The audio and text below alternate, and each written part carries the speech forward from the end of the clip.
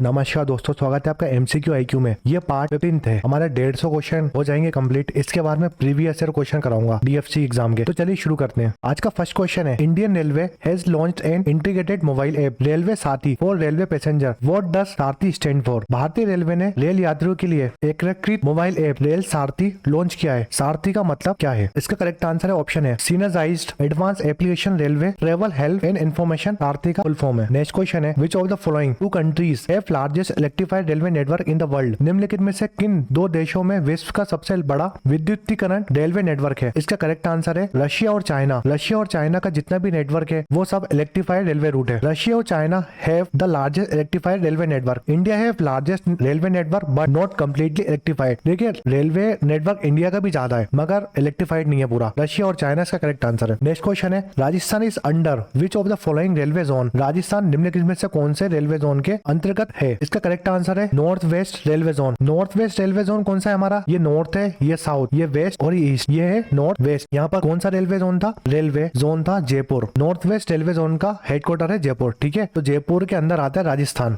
इसका correct answer है option C. देखिए, Rajasthan north west railway zone के अंदर आता है जिसका हेडक्वार्टर जयपुर में। 4 डिवीजन आते हैं, जोधपुर, बीकानेर, जयपुर और अजमेर डिवीजन आते हैं नॉर्थ वेस्ट रेलवे जोन में। नेक्स्ट क्वेश्चन है, Indian railway has recently signed pact with which company for use of natural gas in railway workshop? भारतीय रेलवे ने हाल ही में रेलवे कार्यशालाओं में प्राकृतिक गैस के उपयोग के लिए किस कंपनी के साथ समझौता हस्ताक्षर किया है? तो इसका करेक्ट आंसर है गेल इंडिया। ये जितनी भी कंपनीज है ना, जैसे ONGC, GAIL limited, NTPC, IOCL, Indian oil corporation limited, ये सब महारत्न कंपनी हमारी। मैं बता चुका हूँ आपको, महारत्न कंपनी के ऊपर सेपरेट लेक्चर बना है मेरा। वो लेक्चर देखिए, बहुत इंपॉर्टेंट लेक्चर है वो। महारत्न कंपनी से हमेशा क्वेश्चन आते हैं। तो मैं गेल इंडिया की बात करता हूँ। गेल का फुल फॉर्म है gas authority of India limited. GAIL का फुल फॉर्म है इंडिया लिमिटेड। तो गेल बना कब था? गेल लिमिटेड बनी थी 1984 में और ये महारत्न कंपनी है जिसका हेडक्वार्टर कहाँ पर है? न्यू दिल्ली में। इसके चेयरमैन पूछते हैं एग्जाम में, चेयरमैन बहुत आते हैं महारत्न कंपनी के। तो संदीप कुमार गुप्ता गेल के चेयरमैन है। इंपॉर्टेंट क्वेश्चन है। फिर ऑप्शन फर्स्ट देखते हैं हम, ओएनजीसी, क्योंकि महारत्न कंपनी है तो क्वेश्चन आ सकता है। ओएनजीसी का फुल फॉर्म है oil and natural gas corporation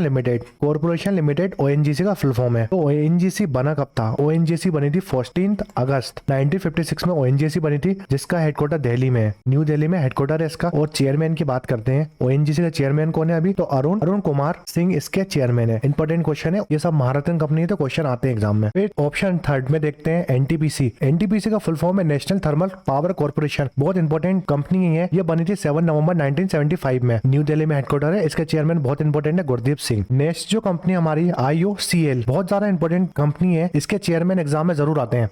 अगर महारत्न कंपनी से कोई भी क्वेश्चन आता है तो लगभग 50% से ज्यादा चांस होते हैं कि आईओसीएल से आएगा, इंडियन ऑयल कॉर्पोरेशन लिमिटेड से आएगा। उसका चेयरमैन बहुत आते हैं एग्जाम में। तो इंडियन ऑयल कॉर्पोरेशन बनी कब थी? 13 जून 1957 में। न्यू दिल्ली हेडक्वार्टर है। इसके चेयरमैन बहुत आते हैं एग्जाम में, श्रीकांत माधव वैद्य। नेक्स्ट क्वेश्चन है, which state to have Indian first privately run railway station? Bharat का पहला निजी तौर पर संचालित रेलवे स्टेशन किस राज्य में बना है? मैं बहुत बार बता चुका हूँ, इंडिया का फर्स्ट प्राइवेट रेलवे स्टेशन कौन सा है, जिसका नाम है रानी कमलापति रेलवे स्टेशन, जो कि मध्य प्रदेश में है। ये इंडिया का फर्स्ट प्राइवेट रेलवे स्टेशन है। बहुत इंपॉर्टेंट है, बहुत बार बता चुका हूँ। इससे पहले इसका नाम क्या था? इसका नाम था हबीबगंज रेलवे स्टेशन नाम था रानी कमलापति स्टेशन का। हबीबगंज रेलवे स्टेशन से बदलकर रानी कमलापति रख दिया था। और ये मध्य प्रदेश की कैपिटल भोपाल में स्थित एक रेलवे स्टेशन है। इंपॉर्टेंट है, इसको बनाया किसने था? इसको बनाया था बंसल ग्रुप ने इसको बनाया था। और दूसरा क्वेश्चन ये आता है कि ये कौन से जोन में आता है? बहुत इंपॉर्टेंट है। तो ये वेस्ट सेंट्रल जोन में आता है। वेस्ट सेंट्रल रेलवे जोन के अंदर आता है ये। वेस्ट सेंट्रल रेलवे जोन का हेडक्वार्टर कहाँ पर है? तो वो जबलपुर में। ठीक है, इंपॉर्टेंट क्वेश्चन है ये, याद रखिएगा आप। हबीबगंज बना कब था? हबीबगंज की बात करते हैं, जिसको हम रानी कमलापति बोलते हैं अभी। तो 1920 में ओपन हुआ था। ठीक है, ओपन हुआ था 1920 में। फिर